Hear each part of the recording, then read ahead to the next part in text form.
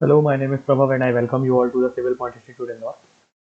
तो हम computer subject की बात कर रहे थे जिसमें से हमारे 2 लेक्चर कवर हो गए, जिसमें कि हमने देखा है कि जो भी हमारा बेसिक इंट्रोडक्शन था कंप्यूटर से रिलेटेड, कि कंप्यूटर होते क्या हैं, हमारे कौन-कौन से जनरेशंस ऑफ कंप्यूटर हैं, हिस्ट्री ऑफ कंप्यूटर क्या थी। उसके बाद हमने बात कर रहे थे हम क्लासिफिकेशन ऑफ कंप्यूटर की। तो क्लासिफिकेशन ऑफ कंप्यूटर की हम बात कर रहे थे, तो एक क्लासिफिकेशन हमारा कंप्लीट हो गया था। तो हमने क्लासिफाई किया था on the basis of size, work and purpose, जिसमें से हमने साइज के हिसाब से क्लासिफाई किया था micro computer, main frame computer, mini computer और सुपर कंप्यूटर। जिसमें से हमने माइक्रो कंप्यूटर देखा था कि जो पोर्टेबल होते हैं, जैसे कि हमारे डेस्कटॉप, लैपटॉप, पाम टॉप और टैबलेट वगैरह। उसके बाद सेकंड हमने बात की थी मिनी कंप्यूटर्स के बारे में, जो कि ग्रुप ऑफ कंप्यूटर्स को ऑपरेट करने के लिए मदद करता है, एक सर्वर के जैसा काम करता है। उसके बाद हमने मेन फ्रेम कंप्यूटर की बात की थी, जो कि backbone of the business world है, और काफी सारे कंप्यूटर इस एक कंप्यूटर से क्या रहते हैं, अटैच रहते हैं। उसके बाद हमने सुपर कंप्यूटर की बात की थी। सुपर कंप्यूटर हमारा कोई एक पर्टिकुलर स्पेसिफिक काम करने के लिए, जो कि काफी बड़ा काम होगा, जैसे कि weather forecasting, nuclear research, space research या साइंटिफिक रिसर्च करने के लिए हम यूज करते हैं। उसके बाद मैंने आपको कुछ types of examples of super computer ही बताया था। तो ये हमारा पहला classification on the basis of size हमने किया था। अब सेकंड क्लासिफिकेशन करेंगे on the basis of work के हिसाब से। ठीक है, तो आज हमारा जो पहला टॉपिक रहेगा वो रहेगा classification on the basis of work. ठीक, तो ये हमारा सेकंड क्लासिफिकेशन हो जाएगा based on work, based on work. तो बेस्ड ऑन वर्क के हिसाब से हमारे दो होते हैं, बेस्ड ऑन वर्क के हिसाब से हमारे तीन होते हैं। एक तो होता है एनालॉग, दूसरा होता है डिजिटल और तीसरा होता है हाइब्रिड। तो अब हम समझते हैं कि ये एनालॉग का क्या मतलब होता है, और फिर डिजिटल का क्या मतलब होता है, और हाइब्रिड का क्या मतलब होता है। ठीक है, तो एनालॉग, आपने काफी बार नाम सुना होगा कि जो हमारी ये चीज है वो एनालॉग है। एनालॉग है मतलब कि वो किसी एक पर्टिकुलर, जैसे कि आपने मीटर देखे होंगे।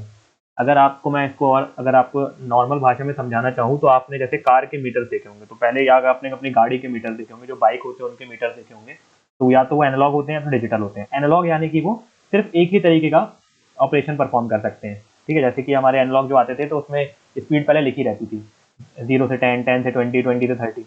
और अभी जो डिजिटल मीटर आते हैं उसमें लिख के आता है कि 45 की स्पीड है, 46 की स्पीड है। तो एनालॉग कंप्यूटर वो कंप्यूटर होते हैं जो कि अर्थमेटिकल और लॉजिकल ऑपरेशन परफॉर्म कर सकते हैं, लेकिन सिर्फ एक ही तरीके का, यानी कि ये कोई साउंड वगैरह प्रोड्यूस नहीं करेंगे। ठीक है, तो अगर अपन इसको डिफाइन करेंगे कि एनालॉग का क्या मतलब होता है, तो एनालॉग कंप्यूटर जो होते हैं वे अर्थ लॉजिक, अर्थमेटिक और लॉजिकल ऑपरेशन परफॉर्म करते हैं। These computer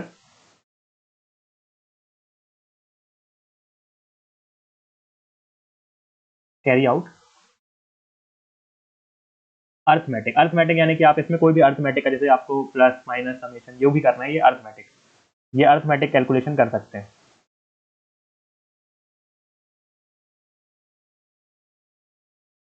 and logical operation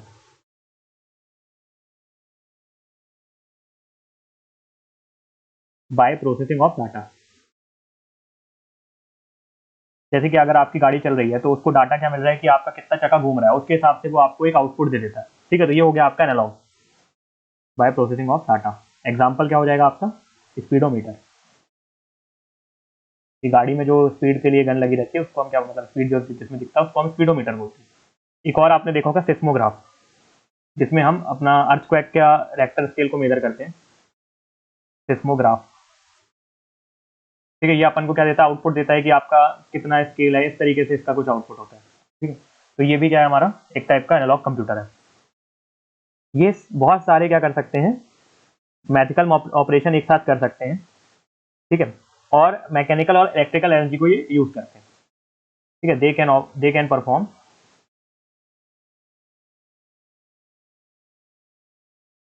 several mathematical operation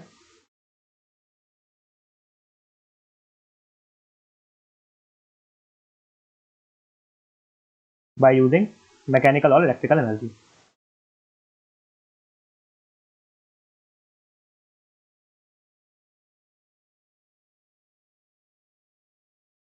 ये हमारी बात हो जाती है किसके बारे में, एनालॉग कंप्यूटर के बारे में। ठीक है, बहुत सारे अर्थमेटिक ऑपरेशन या कैलकुलेशन वगैरह ये परफॉर्म कर सकते हैं, आपके डाटा को प्रोसेस कर सकते हैं इलेक्ट्रिकल और मैकेनिकल एनर्जी को यूज करके, जैसे कि आपका एग्जांपल हो जाएगा स्पीडोमीटर या सिस्मोग्राफ। ठीक, सेकंड होते हैं आपके डिजिटल कंप्यूटर। तो डिजिटल कंप्यूटर क्या होते हैं कि ये काम करते हैं बाइनरी डिजिट में, जैसे कि 0 और 1। अब तो डिजिटल कंप्यूटर का सबसे अच्छा एग्जांपल अगर आपको बताऊं तो आपका डेस्कटॉप। ठीक है, ये जो आपका एक तो प्रॉब्लम क्या है, जब भी हम कंप्यूटर पढ़ते हैं तो हमारे दिमाग में सिर्फ एक फिक्स है कंप्यूटर का, एक छवि हमारे मन में बनी होती है कि कंप्यूटर यानी कि जो हम यूज करते हैं सिर्फ वो कंप्यूटर है। ऐसा नहीं है, कंप्यूटर बहुत तरीके के होते हैं, बहुत सारी चीजें हमारी कंप्यूटर हैं।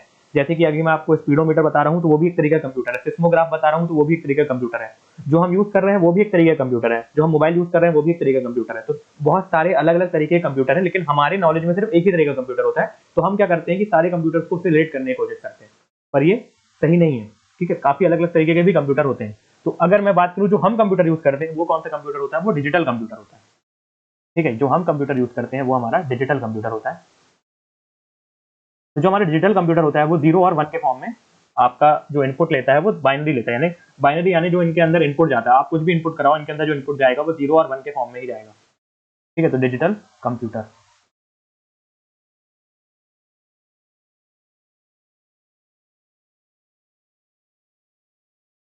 तो जो मैं मेन बात कर रहा हूँ डिजिटल कंप्यूटर के बारे में, तो this do work by calculating the binary digit. This do work by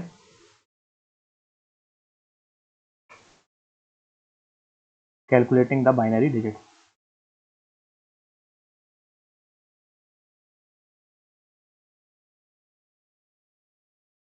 digital computer जो होता है आपका वो सिर्फ और सिर्फ, अब इसमें डिफरेंस क्या है डिजिटल और इसमें अर्थमेटिक में, आपका डिजिटल और एनालॉग में डिफरेंस क्या है? तो ये आपका जो कंप्यूटर है डिजिटल कंप्यूटर, वो मैथमेटिकल कैलकुलेशन तो कर लेता है, साथ ही साथ वो आपके ग्राफिक्स भी दिखा सकता है, डिजाइन भी दिखा सकता है और साउंड भी प्रोड्यूस कर सकता है।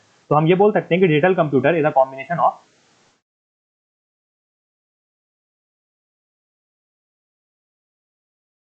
डिजायर्ड ग्राफिक्स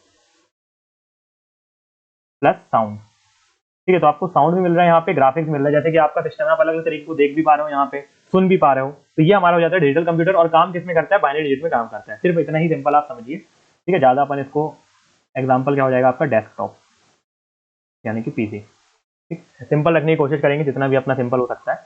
इसके बाद तीसरा होता है हमारा हाइब्रिड कंप्यूटर। ये क्या होता है हमारा हाइब्रिड कंप्यूटर? तो अगर मैं हाइब्रिड कंप्यूटर की बात करूं तो ये कॉम्बिनेशन होता है दोनों का। ठीक, combination of digital plus analog, combination of digital plus analog, दोनों का ये कॉम्बिनेशन होता है। डिजिटल कंप्यूटर का भी कॉम्बिनेशन होता है, साथ ही साथ एनालॉग कंप्यूटर का भी कॉम्बिनेशन होता है। एग्जाम्पल हम यूज करते हैं इसको कहाँ पे, हॉस्पिटल में, मशीन जो हमारी यूज होती है हॉस्पिटल में।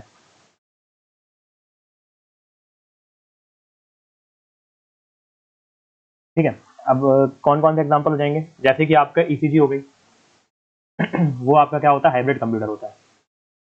ठीक है, ईसीजी हो गया, और उसके साथ आपका डायलिसिस जो होता है, वो सब क्या हो जाते हैं हमारे एग्जाम्पल ऑफ हाइब्रिड कंप्यूटर। ठीक है, तो इतना ही इंपॉर्टेंट आपके लिए इसमें इतना ही हम देखेंगे।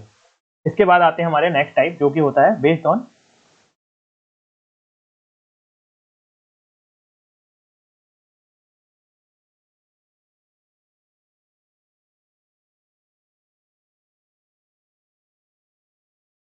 ठीक है, बेस्ड ऑन पर्पस।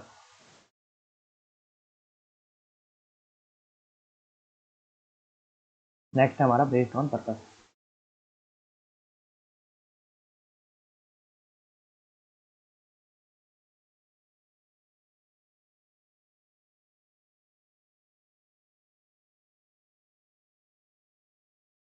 तो नेक्स्ट है हमारा बेस्ड ऑन द पर्पस। ठीक है, तो पर्पस के हिसाब से एक तो हमारे होते हैं जनरल पर्पस, यानी कि कोई सब पर्पस वो क्या कर सकते हैं, फुलफिल कर सकते हैं। और कुछ होते हैं स्पेशल पर्पस, यानी कि जो सिर्फ हम एक स्पेसिफिक काम के लिए बनाते हैं। तो पहला हो जाएगा हमारा general purpose.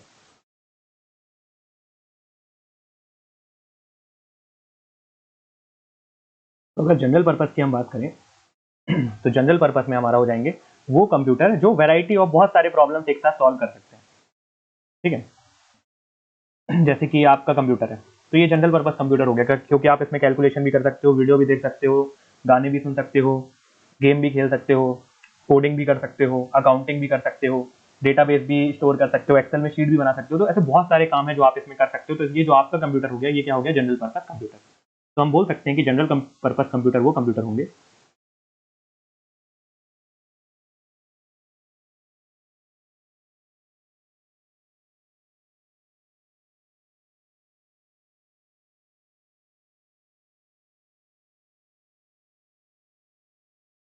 General purpose computers are those computers which are used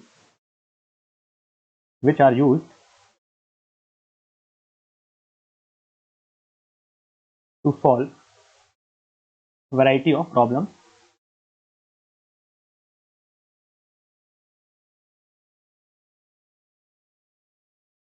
by changing the program or instruction.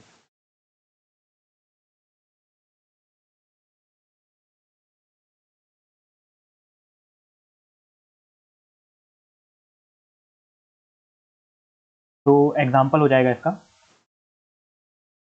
To make small database, चाहे कैलकुलेशन और काउंटिंग।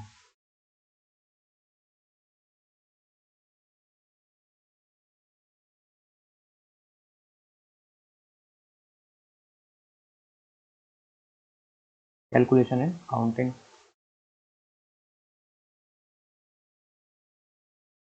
ठीक है।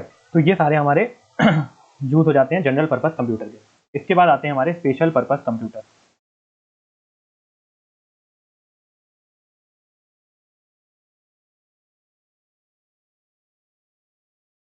स्पेशल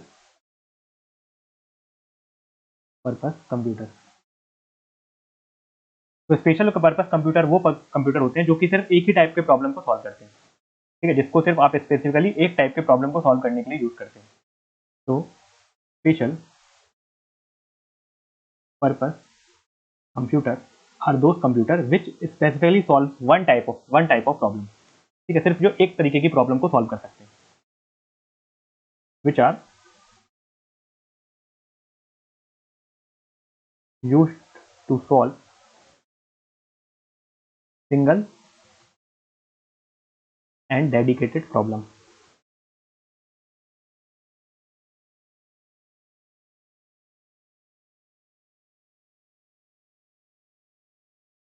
एग्जाम्पल हो जाएगा आपका automatic aircraft landing, multimedia computer.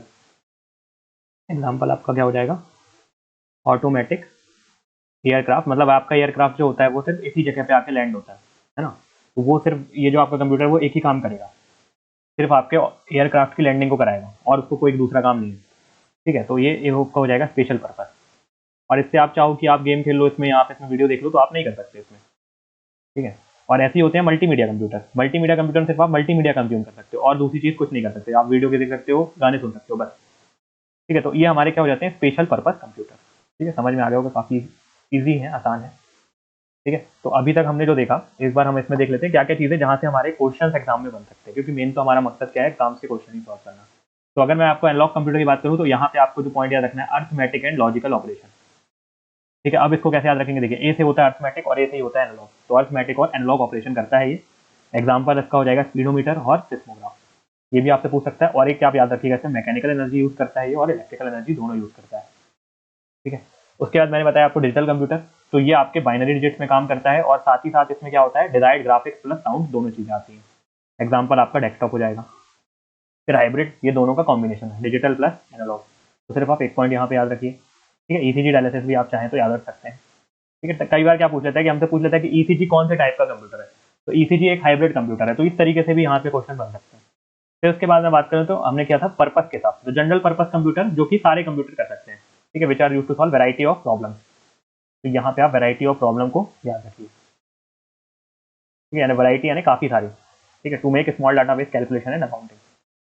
उसके बाद आपका स्पेशल पर्पस कंप्यूटर, तो ये कोई एक पर्पस सॉल्व करेगा, तो डेडिकेटेड टाइप ऑफ प्रॉब्लम, ठीक है, सिर्फ इतना याद रखना आपको, डेडिकेटेड टाइप ऑफ प्रॉब्लम, बस।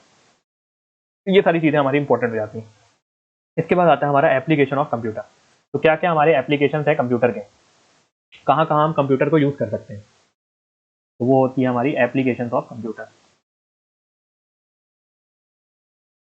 ठीक है। एप्लीकेशन ऑफ कंप्यूटर के साथ साथ एक चीज और बहुत इंपॉर्टेंट है, वो मैं आपको अलग से दिखा देता हूँ पहले।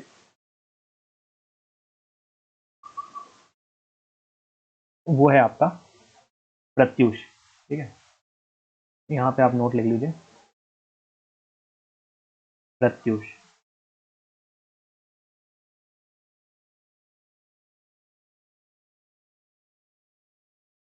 तो अगर मैं प्रत्यूष की बात करूं तो इंडिया का फास्टेस्ट और फर्स्ट मल्टी पेटाफ्लॉप कंप्यूटर है, इंडिया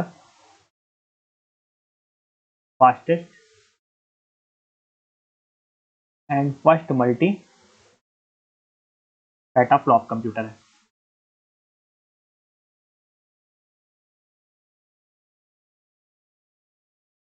इसको हम पीएफ बोलते हैं, ठीक है, first multi petaflop super computer है। तो ये हमारे एग्जाम में क्वेश्चन पूछ लिया जाता है कि हमारा पहला मल्टी पेटाफ्लॉप सुपर कंप्यूटर कौन सा है, तो वो क्या होगा आपका प्रत्युष।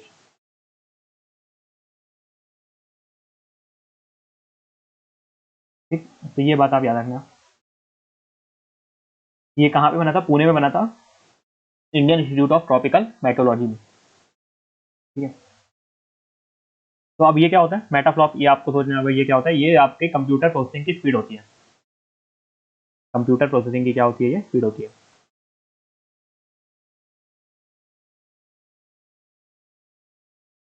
इसके बाद हमारा प्रत्युष के बाद हम देखते हैं क्या एप्लीकेशन ऑफ हमारे कंप्यूटर के क्या क्या एप्लीकेशन होते हैं, ठीक है। उसके बाद थोड़ी सी हम बात करेंगे एआई और रोबोटिक्स की, और ये हमारी पहली यूनिट जो है वो खत्म हो जाएगी। तो अब हम बात करेंगे इसके बारे में एप्लीकेशन ऑफ कंप्यूटर।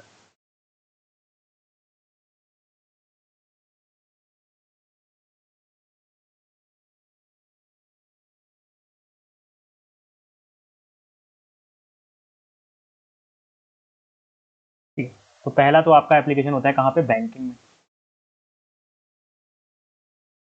बैंकिंग में कहाँ पे यूज करते हैं हम कंप्यूटर को, तो बैंकिंग में आपके computer are use in bank for आपका जो मनी ट्रांसफर हो गया, मनी मनी डिपॉजिट हो गया, वाउचर हो गया, बैंक शीट हो गया, है ना। तो ये आपका हो गया किसमें, बैंकिंग में।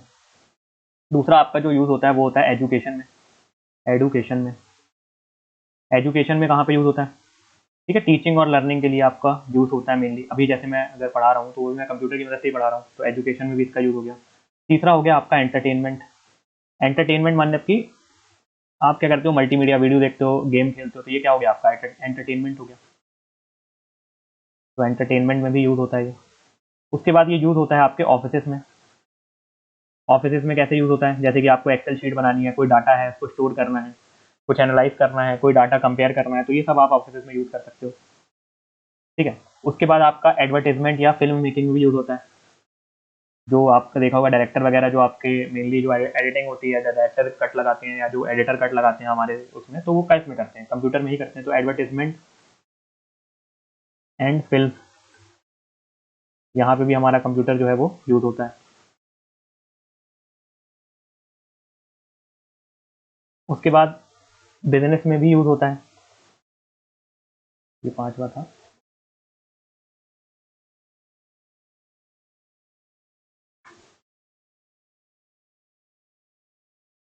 या बिजनेस में भी यूज होता है।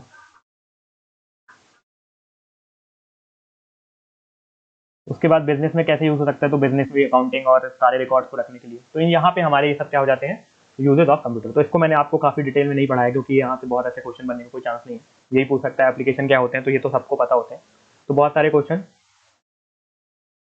यहाँ पे अपने नहीं बन सकते, ठीक है।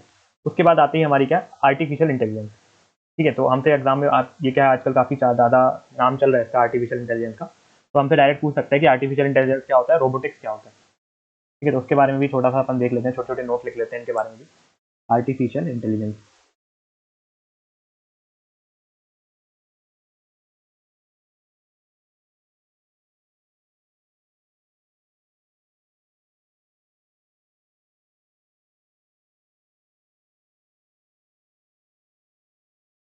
तो अगर आर्टिफिशियल इंटेलिजेंस की बात करें तो is the area of computer science that emphasis the creation of intelligent machine that works and reacts like human. यानी कि हम इस तरीके से मशीन बनाने की कोशिश कर रहे हैं कि वो जैसा इंसान काम करते हैं, जैसे आदमी काम करते हैं, उस तरीके से काम कर पाए, ठीक है। जैसे कि अगर हम एआई की बात करें तो आजकल बहुत सारी जगह आपने एआई देखा होगा। अगर जैसे कि हम कुछ बोलते हैं, जैसे कि आपने एप्पल में देखा होगा सिरी, तो जब हम बात करते हैं तो हमारी बात को वो सुन के जैसा चीज जो चीज हम चाह रहे हैं वो सिरी कर देता है, ठीक है। या तो आपने देखा होगा जैसे हमारा, अगर सिरी नहीं देखा होगा आपने तो आपने आपका गूगल असिस्टेंट जो है वो देखा होगा, तो अगर आप बोलोगे कि कॉल दिस नंबर तो वो उस नंबर पे कॉल लगा देता है। तो ये क्या है, ये एआई है, आर्टिफिशियल इंटेलिजेंस है। तो आर्टिफिशियल इंटेलिजेंस में मेनली हम क्या काम करते हैं, हम इस तरीके से हमारा सिस्टम बनाना चाहते हैं कि जो मशीन है वो इंसानों जैसे बिहेव करने लगे, वो इंसानों की जैसे काम करने लगे, ठीक है। जैसे कि हम उसको बोल रहे हैं कोई काम करने को, तो वो काम करने लगे, वो आपको टीच कर सके, वो आपको आपको कुछ लर्न करा सके, है ना, कोई आपकी प्रॉब्लम है इसको सॉल्व कर सके। तो ये जो कंप्लीट प्रोसेस होती है इसी को हम क्या बोलते हैं, आर्टिफिशियल इंटेलिजेंस। ठीक, तो अगर मैं इसको डिफाइन करूंगा तो किस तरीके से मैं इसको डिफाइन कर सकता हूँ? सॉरी, इसको डिफाइन कर सकता हूँ, AI is an area of network. AI is an area of network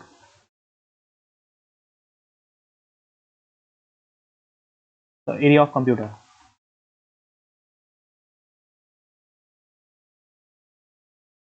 ये एक एरिया ऑफ कंप्यूटर है।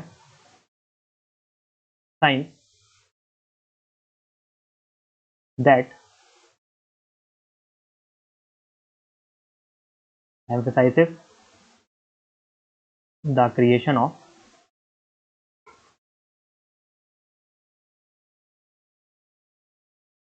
intelligent machines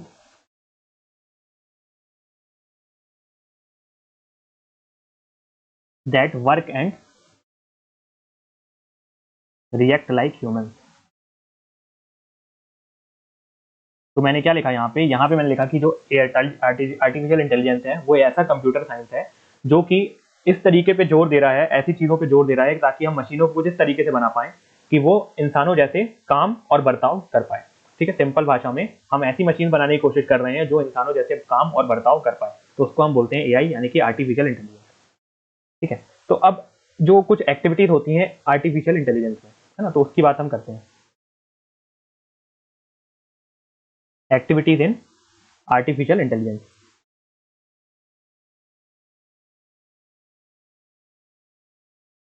तो एक्टिविटीज इंक्लूड जो होती हैं इसमें,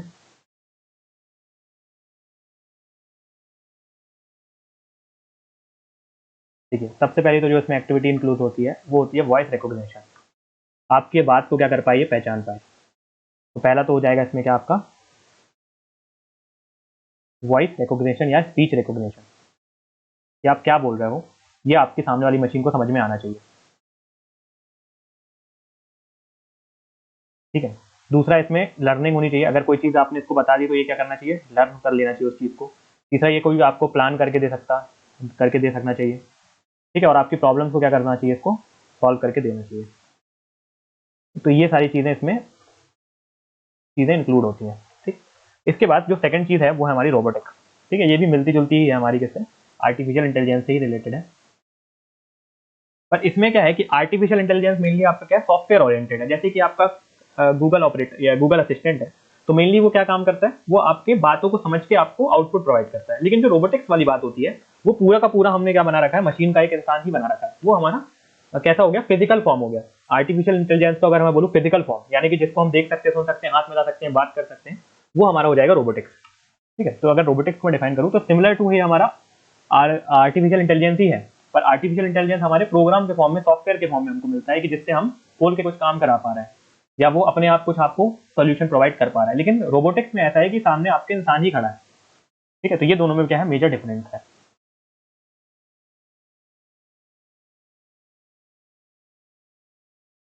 तो रोबोटिक्स में आपका मेनली क्या हो जाता है, the branch of engineering and science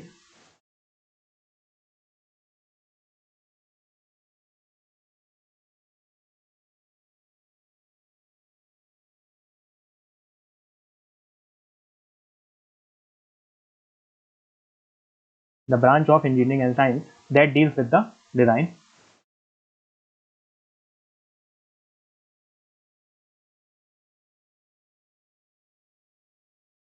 design, construction, operation and use of robots. यहाँ पे हम रोबोट्स को यूज करते हैं अपने काम को करवाने के लिए, यानी फिजिकल फॉर्म में। अब जैसे आपको कोई सर्वेंट चाहिए, आपको कोई नौकर चाहिए, तो वो भी आपका रोबोट बन सकता है। तो यहाँ पे वो फिजिकल फॉर्म में अवेलेबल रहेगा। लेकिन AI की बात करें तो वहाँ फिजिकल फॉर्म में आपका अवेलेबल नहीं। अगर आप चाहें सिरी से आप बोलेंगे कि आपको कोई काम कर दीजिए, तो सिरी आपका या गूगल असिस्टेंट आपको कोई काम नहीं कर सकता जो कि फिजिकल है। ठीक है, आप उससे बोलेंगे पानी ला के दे दीजिए, तो पानी ला के आपको नहीं दे सकता। लेकिन अगर आप रोबोट से बोलेंगे कि पानी ला के दीजिए, तो वो आपको पानी ला के दे सकता है। दोनों में ये क्या डिफरेंस हो गया, मेनली यहाँ पे एक फिजिकल है और एक आपका सॉफ्टवेयर है। ठीक, तो यहाँ पे जो मेनली हम क्या करते हैं, यूज करते हैं रोबोट्स को as well as computer system को, ताकि उनको हम कंट्रोल कर पाए। ठीक है, यूज ऑफ रोबोट्स। अब रोबोट्स को कौन कंट्रोल करता है, कंप्यूटर ही कंट्रोल करता है। तो as well as computer system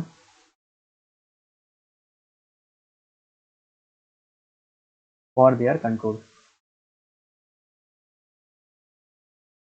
ठीक है, तो कंट्रोल के लिए भी हम इसको क्या करते हैं, यूज करते हैं।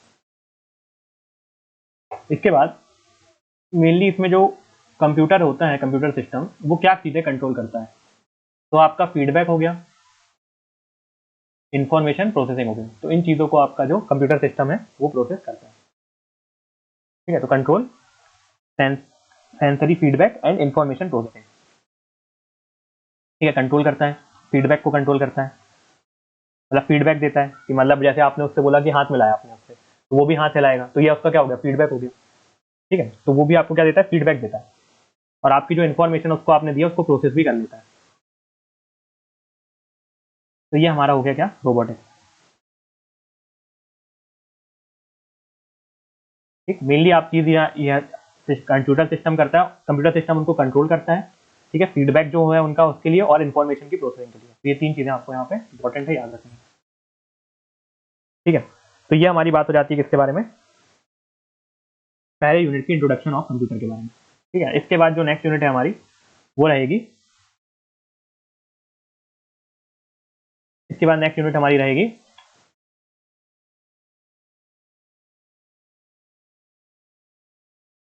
Computer architecture. ठीक है, जैसे कि कंप्यूटर आर्किटेक्चर में आपका सीपीयू हो गया, मतलब काफी इंपॉर्टेंट है, इनपुट यूनिट आउटपुट यूनिट क्या होती है, secondary storage device, primary storage device, है ना, arithmetical logical unit, control unit, तो ये सारे जो आपके कंपोनेंट ऑफ कंप्यूटर है उसके बारे में हम बात करेंगे। तो वहाँ से भी काफी सारे, मतलब मेनली जो ज्यादातर क्वेश्चन है यहाँ से फ्रेम होना चालू हो जाते हैं, और इस चैप्टर से भी जितने क्वेश्चन फ्रेम हो सकते थे मैंने लगभग आपको सारी चीजें बता दी। ठीक है, तो इसके बाद नेक्स्ट चैप्टर हमारा रहेगा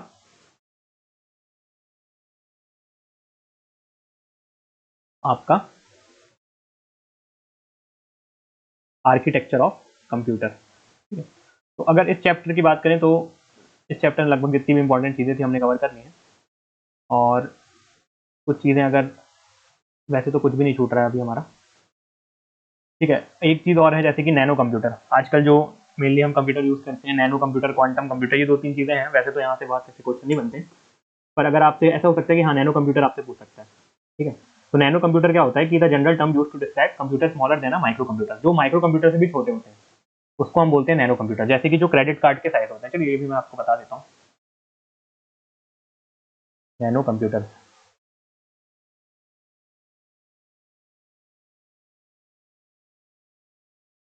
नैनो कंप्यूटर आपके माइक्रो कंप्यूटर से भी छोटे होते हैं।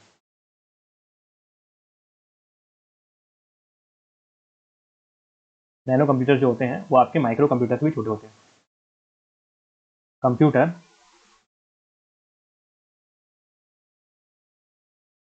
Which is smaller than micro computer, तो ये इतने छोटे होते हैं कि ये आपके क्रेडिट कार्ड के बराबर होते हैं, usually about the size of credit card. ठीक है, तो ये आपको नैनो कंप्यूटर के बारे में पता होना चाहिए। और ठीक है, तो ये इतनी चीज़ें हमारे लिए इंपॉर्टेंट है, तो इसके बाद का जो है वो हम नेक्स्ट लेक्चर में देखते हैं। ठीक है, और एक चीज़ और देखिएगा आप यहाँ पे कि क्या क्या चीज़ें यहाँ पे हमने जो पढ़ी, तो वो भी आप देख लीजिए क्या क्या चीज़ें याद रखनी है आपको। तो यहाँ तक तो मैंने आपको बता दिया था, ये आप याद रखिएगा, प्रत्युष है ना, काफ़ी इंपॉर्टेंट है, प्रत्युष पूछ लिया जाता है। तो यहाँ पे आपका फर्स्ट मल्टी को थोड़ा अच्छे से लिख लेते हैं, मल्टी पैटा फ्लॉप।